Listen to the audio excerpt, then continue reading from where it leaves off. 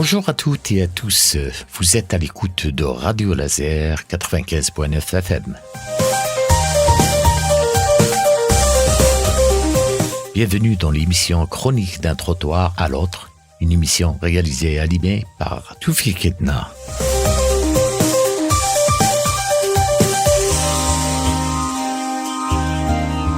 Et si nos villes étaient des êtres vivants, avec des mémoires, des rêves et des cicatrices, visibles à même la peau, sur leurs trottoirs, leurs murs et leurs façades?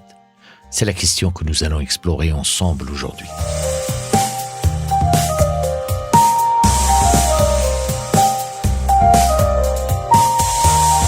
Depuis longtemps, je regarde les villes comme on observe un visage, avec ses rides, ses cicatrices, ses maquillages parfois trop lourds, mais aussi ses éclats de beauté.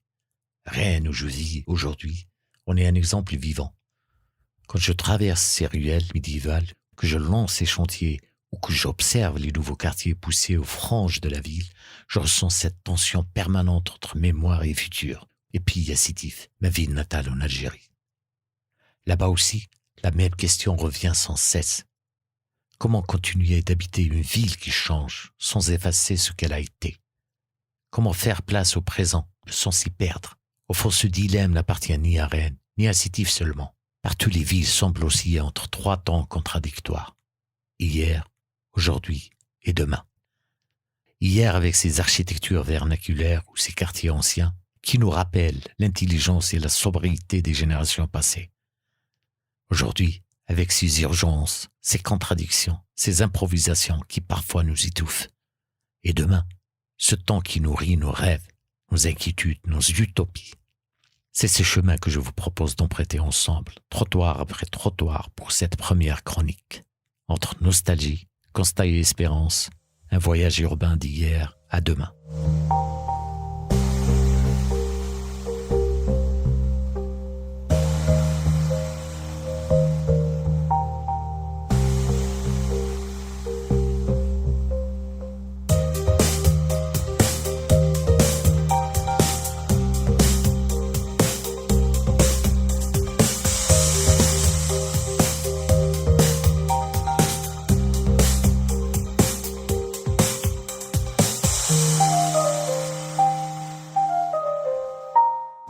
Hier, les villes savaient dialoguer avec leur environnement. Dans le monde méditerranéen, les médinas se dessinaient comme des labyrinthes d'ombre où les ruelles étroites protégeaient de la chaleur et favorisaient les échanges entre voisins. Les cours intérieures, discrètes derrière des portes massives, offraient un îlot de fraîcheur et d'intimité au cœur de la densité. En Europe, les villages médiévaux s'organisaient autour d'une place, d'un marché ou d'une église. Les ruelles pavées ralentissaient naturellement la circulation, créant des espaces propices à la rencontre. Partout, la logique était la même. Protéger, économiser, transmettre. On utilisait les matériaux locaux, on s'adaptait au climat. La maison à colombage, la pierre taillée, la terre crue. Chaque région trouvait sa manière d'habiter. Et surtout, l'espace public était d'abord un lieu de vie, avant d'être un lieu de passage. La place, le puits, la fontaine, l'arbre, autant de points d'ancrage où la communauté se retrouvait, où l'on échangeait, où se construisait la société. Bien sûr, les villes anciennes n'étaient pas idéales. Elles pouvaient être insalubres, étouffées par les épidémies, enfermées derrière le rempart. Mais elles avaient une cohérence que nous cherchons encore aujourd'hui. Une échelle humaine, un rythme adapté, une attention portée à la durée. Et c'est peut-être leur principale leçon. Dans un monde qui s'accélère, hier nous rappelle que la ville n'était pas un objet de consommation. Elle était une maison commune. Chaque pierre posée, chaque rue tracée racontait une histoire qui devait continuer. Alors quand on contemple encore ces fragments de médina, de centres anciens, des villages d'autrefois, il ne s'agit pas seulement de nostalgie. Il s'agit d'une mémoire utile, une mémoire qui peut nous aider à comprendre ce que nous avons perdu et ce que nous pourrions retrouver.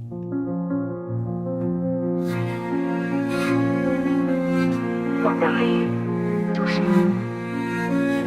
Il y a des silences, et puis il y a des paroles. Sous le sable, la mémoire dort. Sous les pierres, un soufflant encore. La ville écoute, la ville attend. En chantant si emporté par le vent.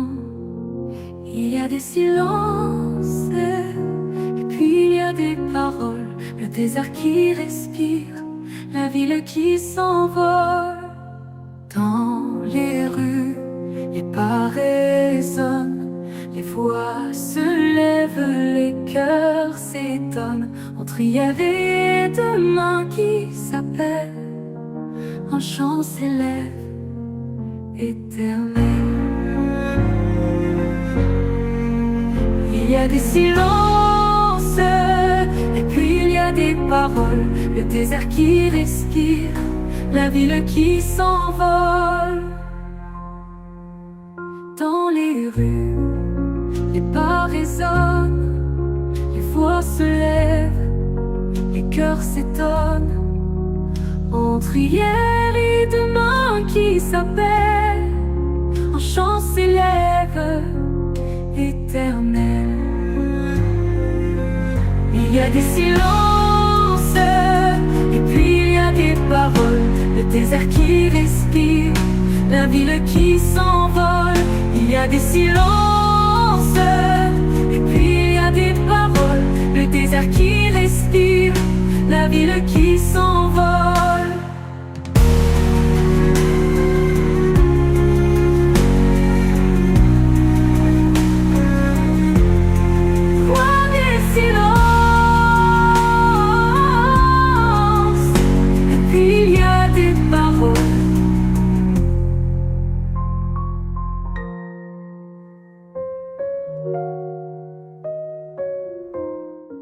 Aujourd'hui, nos villes se ressemblent toutes.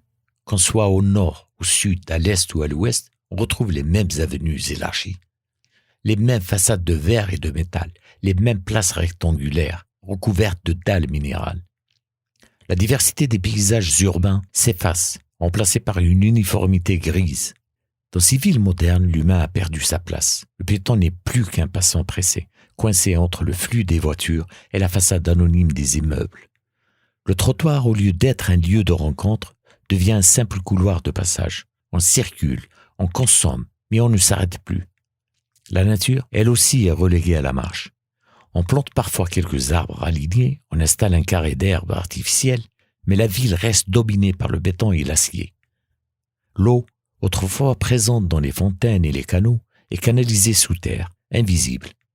Le chant des oiseaux est couvert par le bruit des moteurs et des climatisations.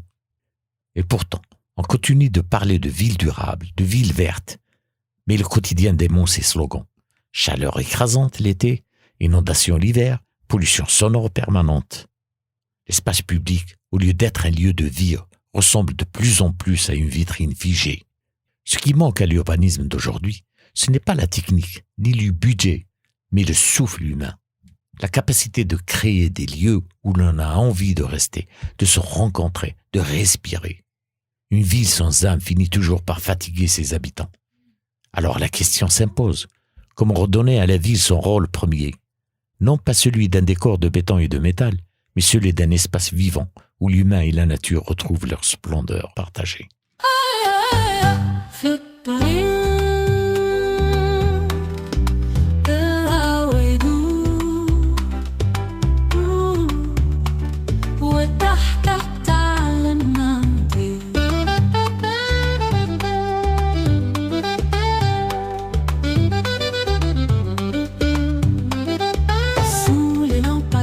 La nuit respire, nos pas dessinent des étoiles fragiles. Un mot suffit, la ville s'éclaire. Ton regard danse léger comme l'air. Fais-toi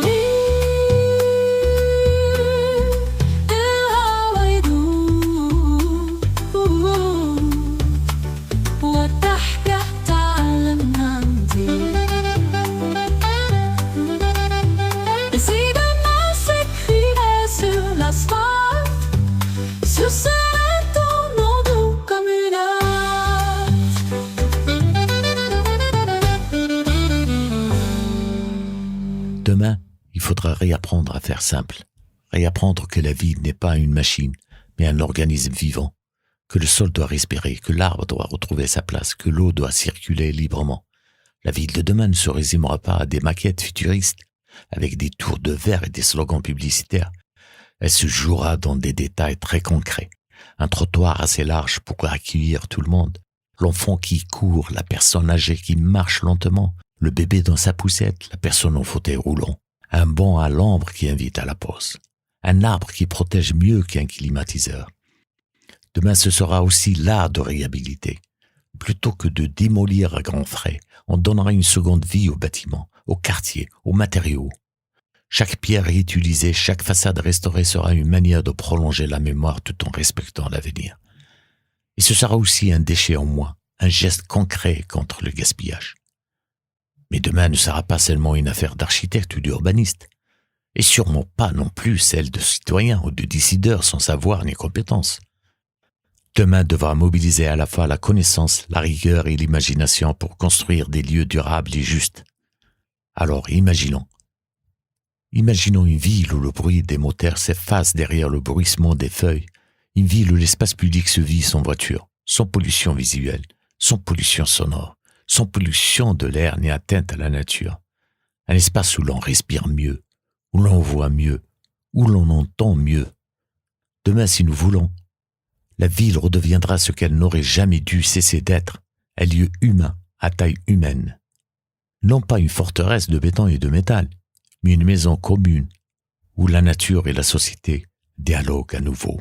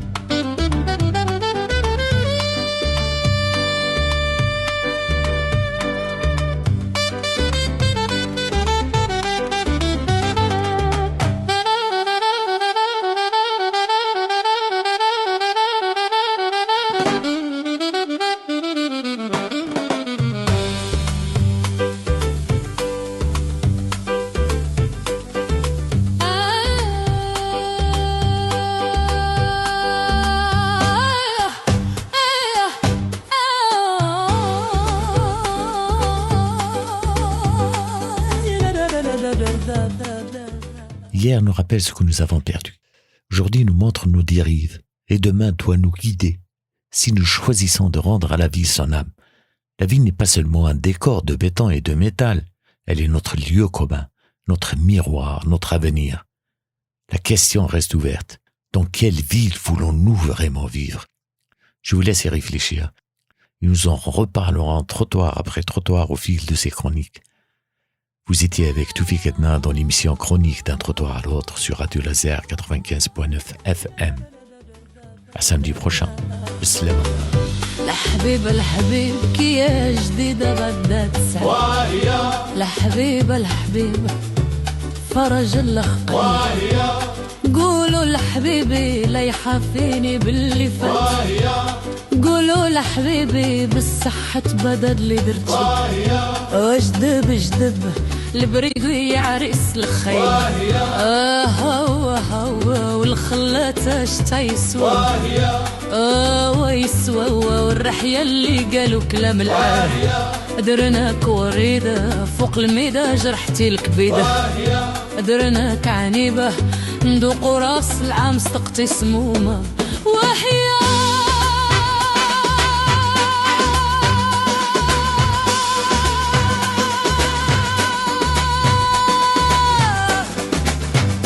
قولوا لحبيبي دير شي حيلة نفرقوه الليلة اسمع سيدي اسمع لهلا يورينا فيك بس انا وانت والسامعين وجميع الناس الحاضرين اليوم الجمعة اليوم اثنين ما تحنوا ما داروا عويل اليوم جمعة اليوم ثلاث خرجوا البنات الهيجات اليوم الجمعة اليوم اثنين سليوا على ندي كاملين نتلو بالله غنبي السلطان الله ينصرو ويدوم علينا سلامتو الميركل انتو مسموعة انا بالله والشرع بالله رجلي في السماء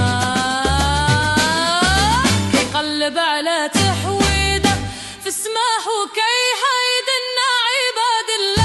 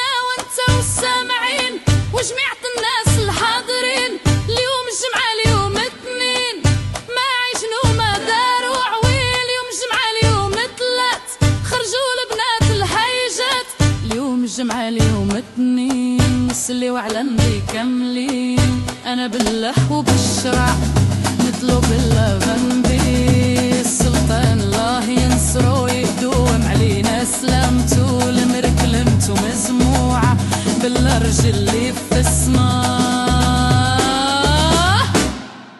كيقلب على تهويده في سماه كي هيدا